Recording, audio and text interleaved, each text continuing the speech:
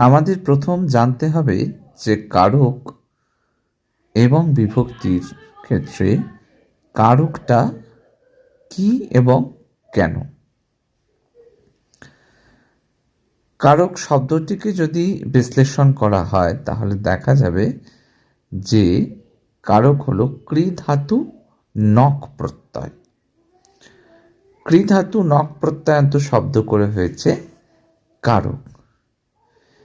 এই কারক হচ্ছে 6 প্রকার: কর্তৃকারক, কর্মকারক, করণ কারক, সম্প্রদান কারক, অপাদান কারক এবং অধিকরণ কারক।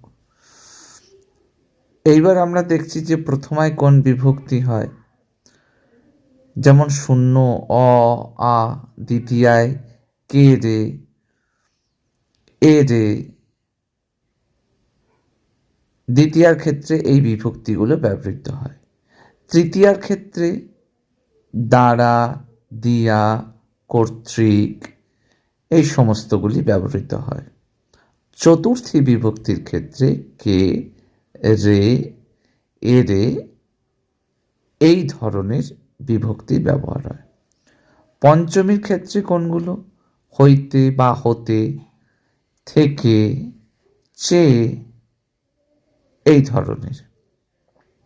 ষষ্ঠীর ক্ষেত্রে যেমন ব্যবহৃত হয় র, এর, এরা এই সমস্ত যে সমস্ত বিভক্তিগুলো রয়েছে এই সমস্ত বিভক্তিগুলো ষষ্ঠী বিভক্তি হিসেবে ব্যবহৃত হয়।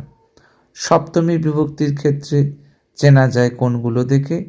এ, অন্তুস্ত, তে, এতে এই ধরনের। এবার প্রথমা বিভক্তির ব্যবহার যেমন সুমন, সুমনের শূন্য বিভক্তি। আবার দ্বিতীয় বিভক্তির ক্ষেত্রে ব্যবহার তোমাকে যেতে হবে, তোমাকে যা। তৃতীয়ার ক্ষেত্রে দ্বারা দিয়া কর্তৃক, তোমার দ্বারা, আমার দ্বারা, তোমাকে দিয়ে, ছুরি দিয়ে আম কাটা, দিয়েটা। চতুর্থীটা আবার যেমন ভিখারিকে ভিক্ষা দাও, ভিখারিকে এই কথাটা চতুর্থী। পঞ্চমীটা হচ্ছে থেকে, হইতে, চেয়ে এই ধরনের ব্যবহার হলে তখন পঞ্চমী বিভক্তির ব্যবহার, যেমন ছাদ থেকে নদী দেখা।